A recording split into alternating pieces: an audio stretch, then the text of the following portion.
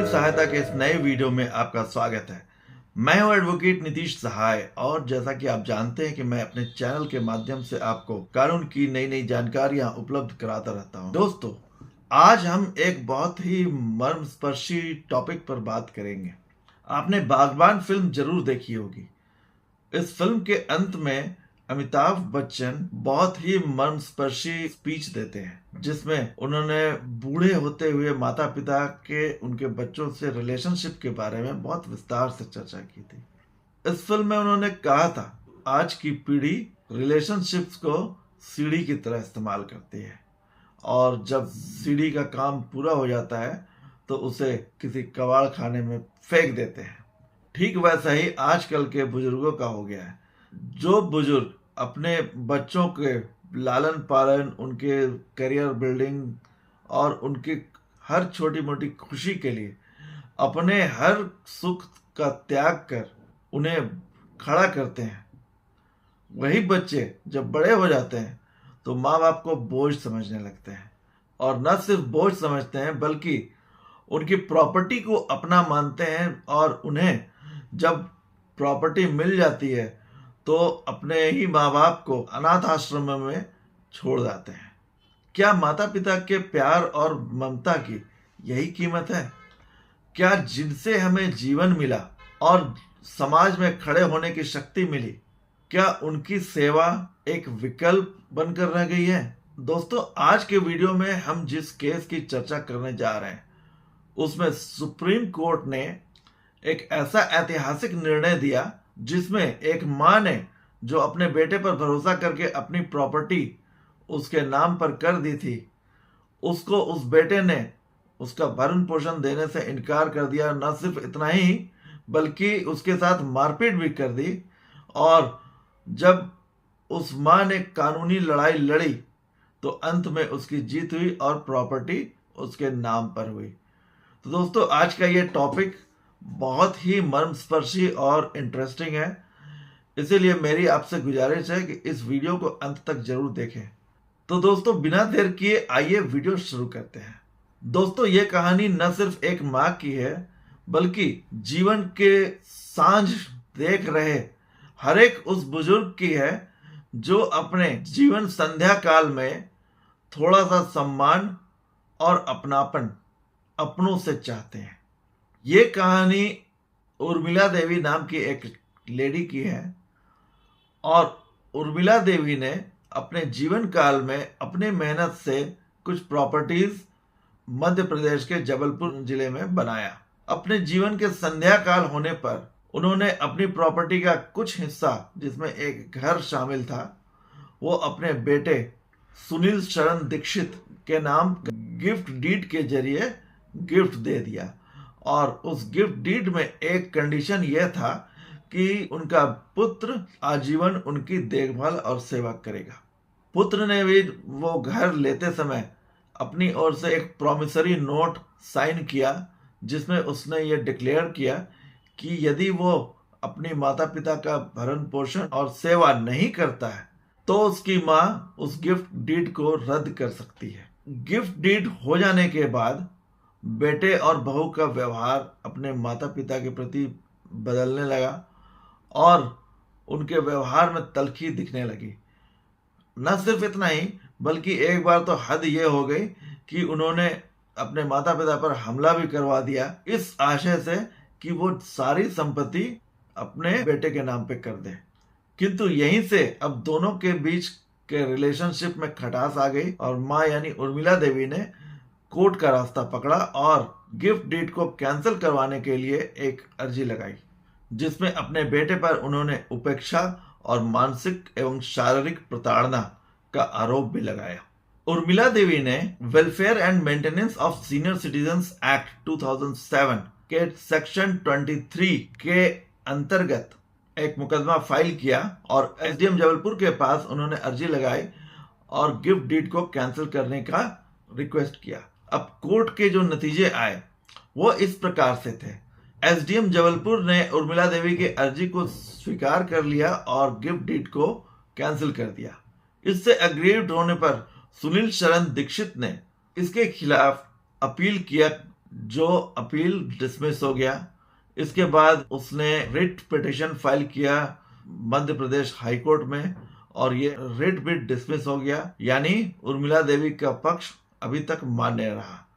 लेकिन इसके बाद उसने डिवीजन बेंच में रिट अपील फाइल किया और ये अपील अलाउ हो गया, जिसमें हाई कोर्ट के डिवीजन बेंच ने फैसले को पलटते हुए अपना डिसीजन दिया कि गिफ्ट डीड में कोई स्पष्ट शर्त नहीं थी और साथ ही साथ ट्रिब्यूनल के पास जुरिस्डिक्शन बहुत ही लिमिटेड था। हाई कोर्ट के डिवीजन बेंच ने कहा कि ट्रिब्यूनल के पास सेक्शन 23 के अंतर्गत गिफ्ट डीड को कैंसिल करने का पावर नहीं है। अब मामला पहुंचता है सुप्रीम कोर्ट और सुप्रीम कोर्ट ने इस मामले को पलट दिया और बहुत ही इंटरेस्टिंग ढंग से पूरे एक्ट की व्याख्या करते हुए और कई जजमेंट्स का सहारा लेते हुए कोर्ट ने अपना फैसला सुनाया। आइए हम इसकी भी व्याख्या करते हैं। ऑनरेबल सुप्रीम कोर्ट के पास जो सबसे मुख्य प्रश्न था वो यही था कि हाई कोर्ट का निर्णय जिसमें निचली अदालतों के फैसले को पलट दिया गया था, क्या वो सही था? तो इसके आंसर में सुप्रीम कोर्ट ने कहा बिल्कुल नहीं, यह फैसला गलत था और इस फैसले को गलत प्रूफ करने के लिए सुप्रीम कोर्ट ने बहुत सी व्याख्याएं की जो हम अब करने जा रहे हैं। सबसे पहले ऑनरेबल सुप्रीम कोर्ट ने इंटरप्रिटेशन ऑफ स्टैट्यूट का सहारा लिया और यह बताया कि किसी भी एक्ट का पर्पस उसके एम एंड ऑब्जेक्ट को अचीव करना होता है और इसके लिए जो रूल्स ऑफ इंटरप्रिटेशन है उसकी व्याख्या करना बहुत आवश्यक है, क्योंकि किसी भी बेनिफिशियल लेजिस्लेशन को उसके इंटरप्रिटेशन के थ्रू ही समझा जा सकता है। इसमें सुप्रीम कोर्ट ने सबसे पहले एक केस ब्रह्मपाल से नेशनल इंश्योरेंस कंपनी का हवाला दिया, जिसमें यह हेल्ड हुआ था कि कोई भी बेनिफिशियल लेजिस्लेशन का इंटरप्रिटेशन लिबरल तरीके से होना चाहिए और उसमें एक्ट के जो एम एंड ऑब्जेक्ट है उसको अचीव कर ले, इस ऑब्जेक्टिव के साथ उसका इंटरप्रिटेशन होना चाहिए। इसी क्रम में एक दूसरे case Cozy Flex Mattresses Private Limited versus SBI General Insurance Company, इस केस में भी कंज्यूमर प्रोटेक्शन एक्ट के प्रोविजंस के अंतर्गत कंपनी और ज्यूरल पर्संस को भी कंज्यूमर प्रोटेक्शन एक्ट के दायरे में लाया गया, सिर्फ इसलिए क्योंकि ये एक बेनिफिशियल लेजिस्लेशन है और इसका बेनिफिशियल प्रोविजंस मैक्सिमम एक्सटेंट तक मिलना चाहिए। और इस प्रकार ऑनरेबल सुप्रीम कोर्ट ने maintenance and welfare of parents and senior citizens act 2007 की भी व्याख्या करते हुए ये कहा कि ये एक्ट भी एक बेनिफिशियल पीस ऑफ लेजिस्लेशन है और इसलिए इसकी व्याख्या उदारता पूर्वक होनी चाहिए, न कि संकीर्णता पूर्वक। और इस क्रम में सुप्रीम कोर्ट ने कुछ और केसेस का हवाला दिया, जिनमें से मुख्य इस प्रकार है। Vijay Manohar Arbhat versus Kashirao Rajaram Sawal and others. इस केस में सुप्रीम कोर्ट ने बिल्कुल स्पष्ट किया कि बेटे बेटियों का ये फर्ज है कि वे अपने पेरेंट्स की प्रॉपर देखभाल करें और उनका मेंटेनेंस प्रॉपरली करें, खास तौर पर तब जब वह बूढ़े हो जाए और अपने आप को मेंटेन करने में अनेबल हो। तो इस प्रकार इन सारे केसेस की चर्चा करते हुए अंत में ऑनरेबल सुप्रीम कोर्ट ने एक्ट के प्रोविजंस की भी चर्चा की और एक्ट के सेक्शन 23 क्लॉज 1 की चर्चा करते हुए ऑनरेबल सुप्रीम कोर्ट ने यह बताया कि यदि संपत्ति किसी शर्त पर, जैसे कि सेवा करना या मेंटेनेंस करना, इस तरह की शर्त पर यदि दी जा रही है और यदि वो मेंटेनेंस या सेवा नहीं होती है तो संपत्ति का ऐसा हस्तांतरण वाइडेबल माना जाएगा।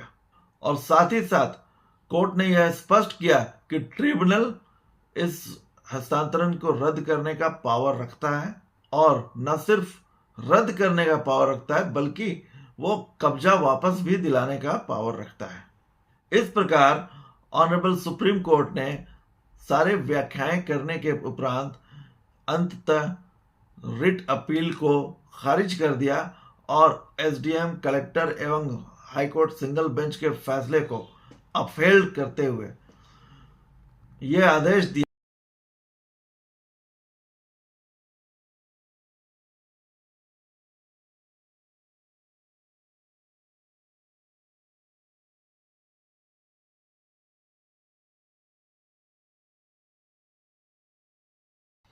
तो इस प्रकार हम देखते हैं कि अंत में न्याय की जीत हुई और ऐसा बेटा जिसने अपने माता पिता का भरण पोषण करने के लिए भी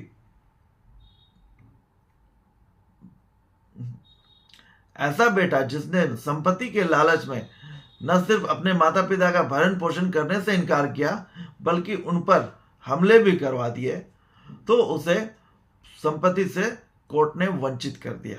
और साथ ही साथ ट्रिब्यूनल को यह आदेश भी दिया कि उस प्रॉपर्टी को कब्जे को रिस्टोर करते हुए यानी उर्मिला देवी को वापस दिलाया जाए।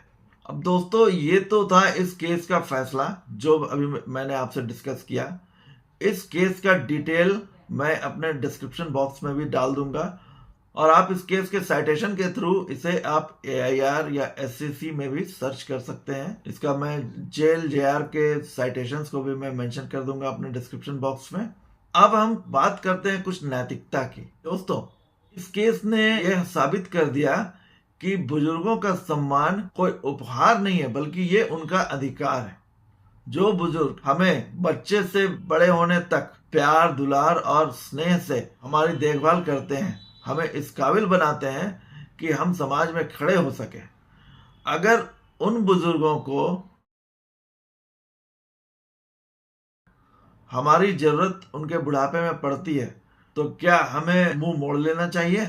और इसीलिए दोस्तों, यह भी कहा जाता है कि बुजुर्गों की सेवा केवल नैतिक जिम्मेदारी ही नहीं है बल्कि अब कानूनी जिम्मेदारी भी बन गई है। और इसी कारण सेक्शन 125 CRPC में भी बुजुर्ग एवं इन्फर्म पेरेंट्स के मेंटेनेंस की बात कही गई है। उन्हें maintenance as a matter of right दिया जाता है। साथ ही साथ उन्हीं के मेंटेनेंस और देखभाल के लिए ये act welfare and maintenance of parents and senior citizens act 2007 का निर्माण भी हुआ है। दोस्तों, इस केस का फैसला सिर्फ एक फैसला ही नहीं है बल्कि यह एक संदेश भी है कि यदि कोई बुजुर्ग अपने मेहनत की संपत्ति इस आशा से देता है कि बेटा बेटी उसकी सेवा करें और वे अपने कर्तव्यों से यदि मुकर जाएं, तो कानून ऐसे बुजुर्गों के साथ है।